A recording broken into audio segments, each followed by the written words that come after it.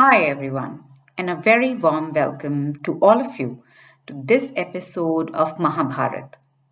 This version of Mahabharat is the translated version of the Ved Vyas Mahabharat by Kisari Mohan Ganguli. This is an honest attempt to share the version with the listeners. Adi Parva Continued. The story of Yavakrita and then that of the great Revya, then the departure of the Pandavas for Gandhamadana and their abode in the asylum called Narayana. Then Bhimsen's journey to Gandhamadana at the request of Draupadi in search of the sweet scented flower. Bhima's meeting on his way in a grove of bananas with Hanuman, the son of Pavan, of great prowess. Bhima's bath in the tank and the destruction of the flowers therein for obtaining the sweet scented flower he was in search of. His consequent battle with the mighty Rakshasas and the Yakshas of great prowess, including Hanuman, the destruction of Asura Jata by Bhima, the meeting of the Pandavas with the royal sage Vishaparva, their departure to the asylum of Aristashrena and abode therein, the incitement of Bhima to the acts of vengeance by Draupadi. Then is narrated the ascent on the hills of Kailash by Bhimsen, his terrific battle with the mighty Yakshas headed by Hanuman. Then the meeting of the Pandavas with Vaishravana or Kuvera, and the meeting with Arjun after he had obtained for the purpose of Yudhishthir's many celestial weapons. Then Arjun's terrible encounter with Nivartakavachas dwelling in Hiranyaparva, and also with the Polumas and the Kalakyas, their destruction at the hands of Arjun. The commencement of the display of the celestial weapons by Arjun before Yudhishthir, the prevention of the same by Narad, the descent of the Pandavas from Gandhamadana, the seizure of Bhima in the forest by a mighty serpent huge as the mountain, his release from the coils of the snake upon Yudhishthir's answering certain questions, the return of the Pandavas to Kamakya woods. Here is described the reappearance of Vasudev to see the mighty sons of Pandu, the arrival of Markandeya, and various recitals, the history of Prithu, the son of Veena, recited by the great Rishi, the stories of Saraswati and Rishi Tarkya. After these is the story of Matsya, other old stories recited by Markandeya, the stories of Indradyumna and Drunadramnu, then the history of a chaste wife, the history of Anjira, the meeting and conversation of Draupadi and Satyabhama, the return of Pandavas to the forest of Dwaita, then the procession to see the calves and the captivity of Duryodhan, and when the wretch was being carried off, his rescue by Arjun. Here is Yudhishthir's dream of the deer. Then the re-entry of the Pandavas into the Kamakya forest. Here also is the long story of Brihididhuminika. Here also is recited the story of Durvasa, then the abduction by Jayadratha of Draupadi from the asylum, the pursuit of the ravisher by Bhima, swift as the air and ill shaving of Jayadratha's crown at Bhima's hand. Here is the long history of Rama in which is shown how Rama, by his prowess, slew Ravana in battle. Here also is narrated the story of Savitri, then Karna's deprivation by Indra of his earrings, then the presentation to Karna by the gratified Indra of a Shakti or missile weapon, which had the virtue of killing only one person against whom it might be hurled. Then the story of Aranya, in which Dharma, the god of justice, gave advice to his son Yudhishthir, in which, besides, is recited how the Pandavas, having obtained a boon, went towards the west. These are all included in the third parva called the Aranyak, consisting of 269 sections. The number of shlokas is 11,664. The extensive parva that comes next is called Virata. The Pandavas arriving in the dominions of Virata saw in a cemetery on the outskirts of the city a large shami tree, whereon they kept their weapons. Here had been recited their entry into the city and their stay there in disguise. Then the slaying of Bhima, of the wicked Kritika, who, senseless with lust, had sought Draupadi. The appointment by Prince Duryodhan of clever spies, and their dispatch to all sides for tracing the Pandavas. The failure of these to discover the mighty sons of Pandu, the first seizure of Virata's kind by the Trigatras, and terrific battle that ensued. The capture of Virata by the enemy and his rescue by Bhimsen. The release also of the kind by Pandava, Bhima. The seizure of Virata's kind again by the Kurus. The defeat in battle all the Kurus by the single-handed Arjuna. The release of the king's kind, the bestowal by Virata of his daughter Uttara for Arjun's acceptance on behalf of his son by Subhadra. Abhimanyu, the destroyer of foes.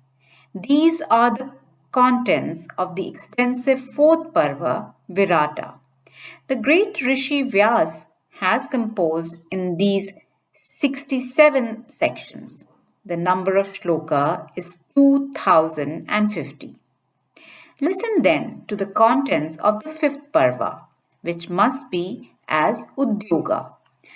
When Pandavas, desirous of victory, were residing in the palace called Upapalva, Duryodhan and Arjun both went at the same time to Vasudev and said, "You should render us assistance in this war."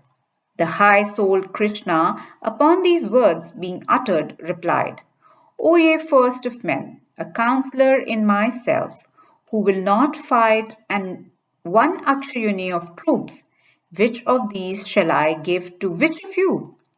Blind to his own interests, the foolish Duryodhan asked for the troops, while Arjun solicited Krishna as an unfighting counselor.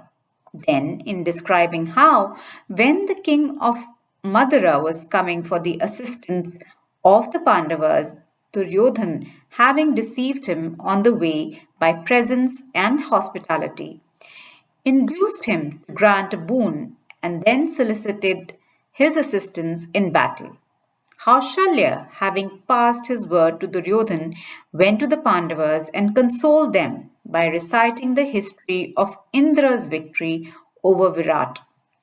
Then comes the dispatch by the Pandavas of their Purohita, or priest, to the Kauravas. Then is described how King Dhritarashtra, of great prowess, having heard the word of the Purohit of the Pandavas and the story of Indra's victory, decided upon sending his Purohit and ultimately dispatched Sanjay as envoy to the Pandavas for desire for peace. Here had been described the sleeplessness of Dhritarashtra from anxiety upon hearing all about the Pandavas and their friends, Vasudev and others. It was on this occasion that Vidur, addressed to the wise king Dhritarashtra various counsels that were full of wisdom. It was here also that Sanat Sujata recited to the anxious and sorrowing monarch the excellent truths of spiritual philosophy.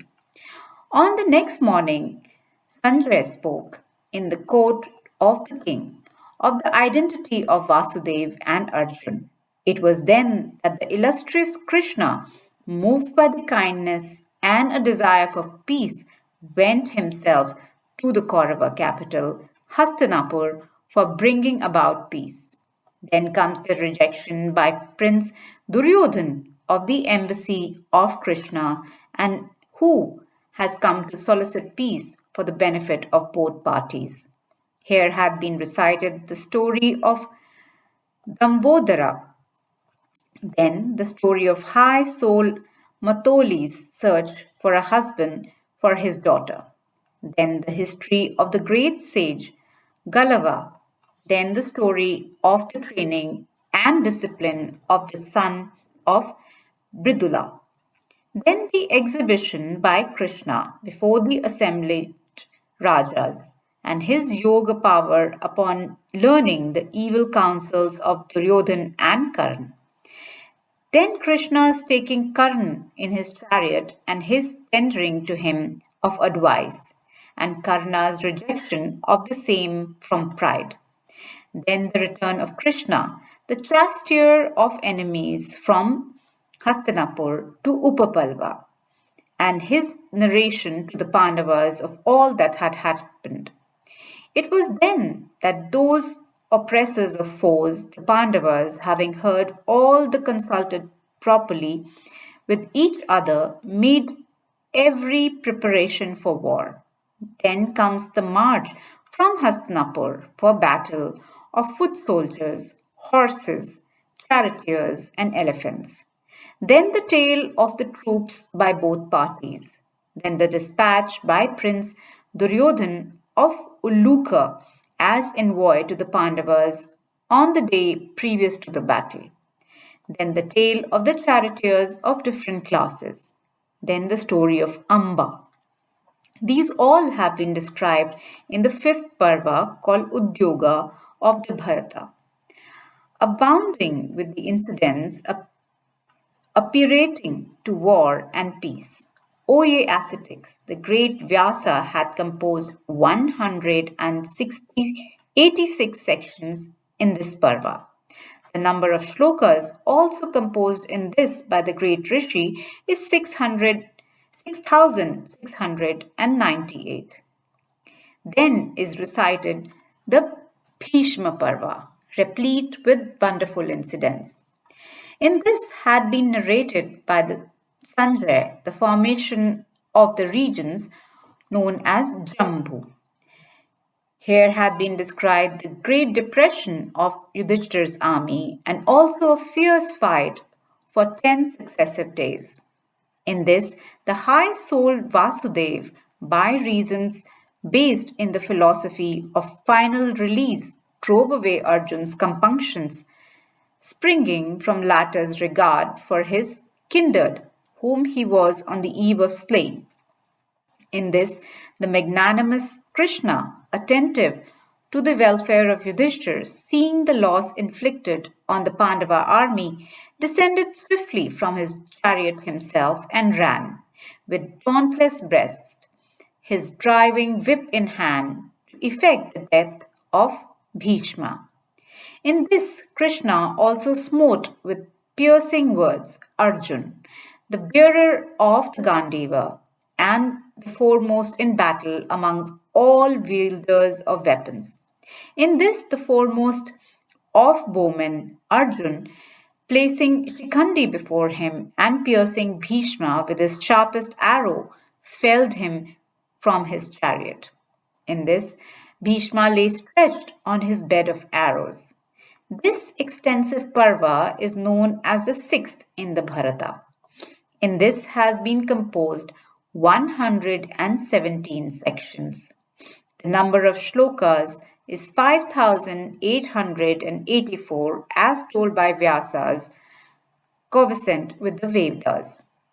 Then is recited the wonderful Parva called Drona, full of incidents. First, from the installation in the command of the army of the great instructors in arms, Drona.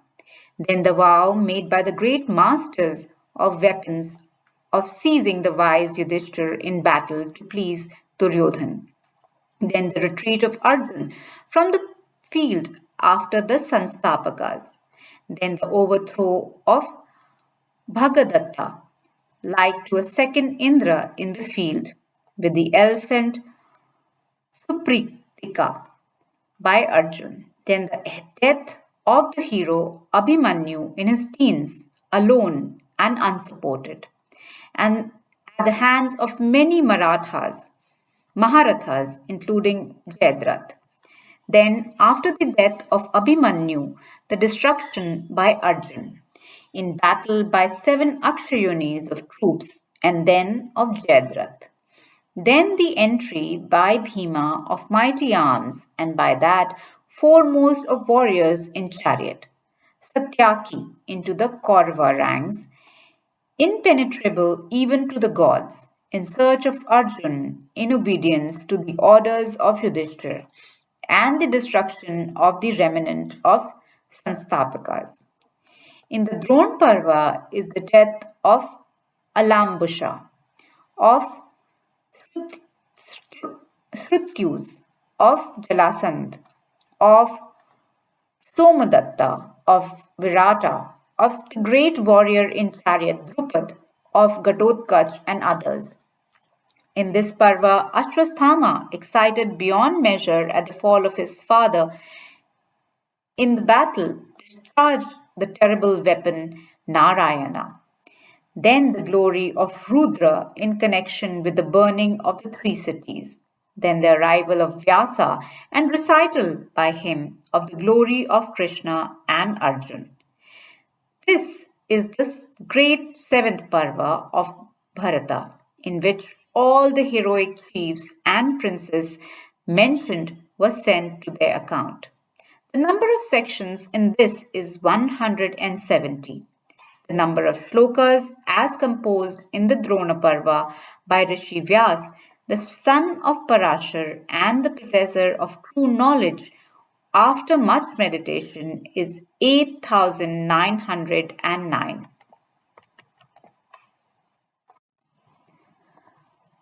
With this, we come to an end to this episode of Mahabharat and its heroes. Don't forget to like and subscribe. Until next time, this is your host, Madhulika Rajahan, signing off. Stay healthy always. Narayan, Narayan.